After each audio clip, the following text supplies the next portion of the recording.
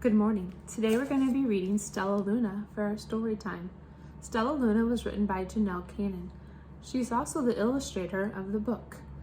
We've been doing some research on our animals for our paper, so today I thought we'd read a little bit about bats. There's also some birds in our story. During our story time, I'm going to be going over some vocabulary words and the story that you may not know, also asking you some questions along. So I want you to be prepared to answer back. At the end, I'm going to ask you one final question and you will have time to write that answer in your journal.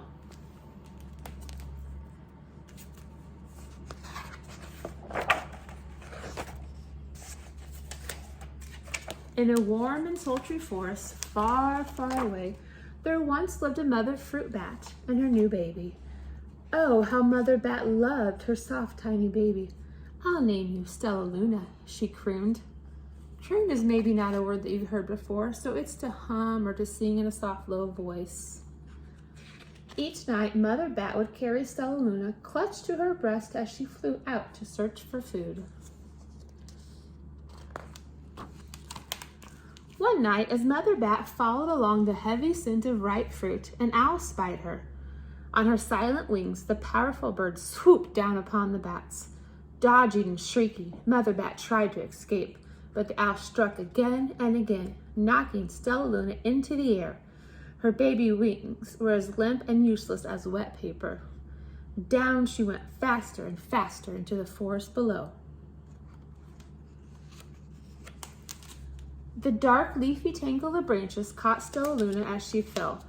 One twig was small enough for Stellaluna's tiny feet, wrapping her wings about her. She clutched the thin branch, trembling with cold fear. What do you think Stellaluna is? "Mother," Stellaluna squeaked, "where are you?" By daybreak, the baby bat could not hold on any longer. Down, down she dropped. Flump! Stellaluna landed headfirst into the soft, downy nest, startling 3 baby birds who lived there. Stellaluna quickly clambered from her nest and hung out of sight below it. Clambered? Have you heard that word before?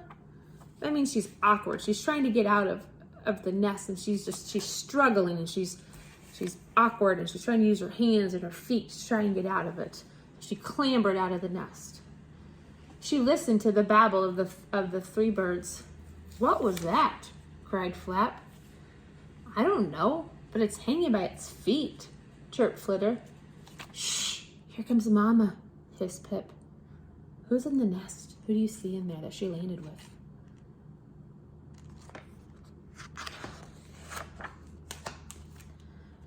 Many, many times that day, Mama Bird flew away, also returning with food for her babies. Stellaluna was terribly hungry, but not for that crawly thing Mama Bird brought. So what do you think would happen if she didn't want to eat that grasshopper? What would Stellaluna do? But finally, the little bat could not bear it no longer. She climbed into the nest, closed her eyes, and opened her mouth. Plop! In dropped a big green grasshopper. Ugh. What can you tell me about how bats and birds are alike? We're going to be learning a few more things in the story to kind of go on what you're saying too. Stellaluna learned to be like the birds. She stayed awake all day and slept at night. She ate bugs, and even though they tasted awful, her bat ways were quickly disappearing, except for one thing. Stellaluna still liked to sleep hanging by her feet. Once, when Mama was away, the curious baby birds decided to try it too. When Mama Bird came home, she saw 8 tiny feet gripping the edge of the nest. She cried, "Get back up here this instant! You're going to fall and break your necks." They did not look happy. The birds clambered back into the nest, but Mama Bird stopped Stellaluna. "You are teaching my children to do bad things. I will not let you back into this nest unless you promise to obey all the rules of this house." Stellaluna promised. She ate bugs without making a face. She slept in the nest at night, and she didn't hang by her feet. Stellaluna behaved as a good bird should. All the babies grew quickly. Soon the nest became crowded. Mama Bird told them it was time to fly. One by one, Flip, Pip, Flitter, and Flap and Stellaluna jumped from the nest. Their wings worked. I'm just like them, thought Stellaluna. I can fly too. Pip, Flitter, and Flap landed gracefully on a branch. Stellaluna tried to do the same. Doesn't look so gracefully, does she? How embarrassing. How would you compare the birds flying to Stellaluna's? Do you think she looked like they did? Who did it better?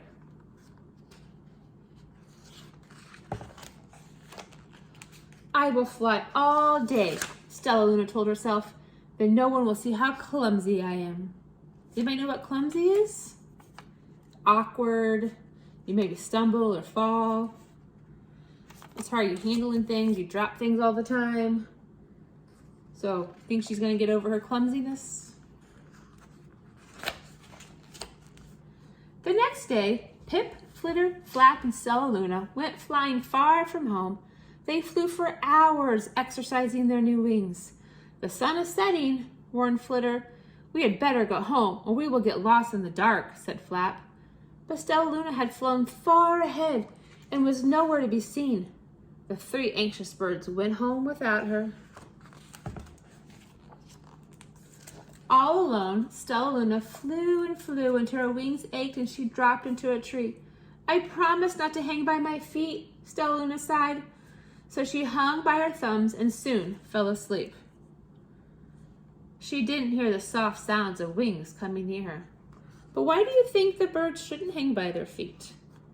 Why are they different? Why are the bats hanging by their feet and the birds shouldn't? Hey, a loud voice. Why are you hanging upside down? Stellaluna's eyes opened wide. She saw a most peculiar face. I'm not upside down. You are, Stellaluna said. Ah, but you're a bat. Bat hangs by their feet. You're hanging by your thumbs, which makes you upside down. The creature said, I'm a bat. I'm hanging by my feet. That makes me right side up. Stellaluna was confused. Mama Bird told me I was upside down. She said I was wrong. Wrong for a bird, but not for a bat.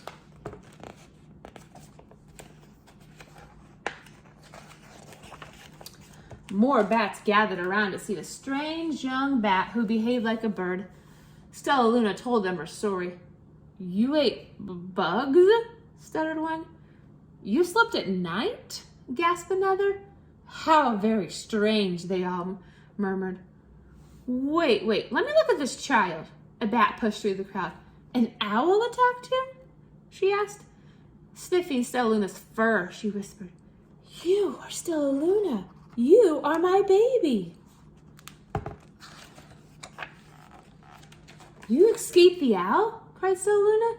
You survived? Yes, said Mother Bat as she wrapped her wings around Stellaluna. Come with me, and I'll show you where to find the most delicious fruit.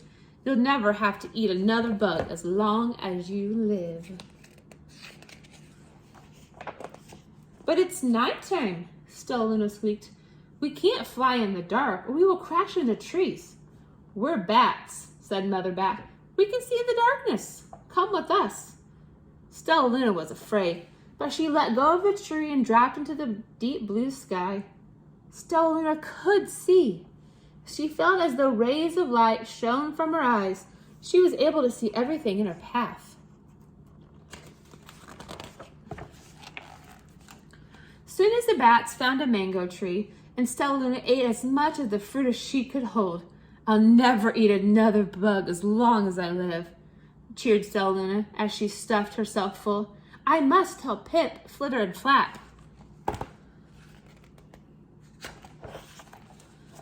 The next day, Stellaluna went to visit the birds. Come with me and meet my bat family, said Stellaluna. Okay, let's go, agreed Pip. They hang by their feet and they fly at night and they eat the best food in the world, Stellaluna exclaimed to the birds on the way. As the birds flew among the bats, Flap said, I feel upside down here. So the birds hung by their feet. Wait until dark, Stellaluna said excitedly. We will fly at night.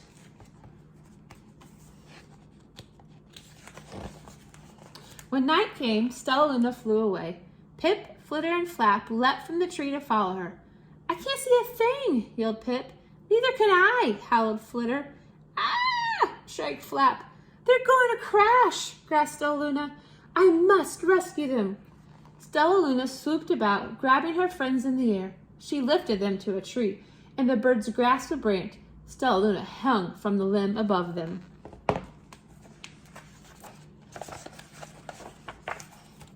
We're safe, said Stellaluna. Then she sighed. I wish you could see in the dark, too.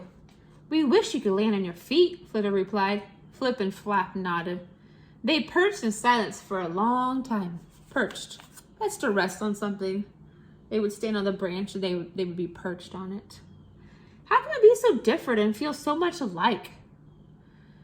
And how can we feel so different and be so much alike? Wondered Pip.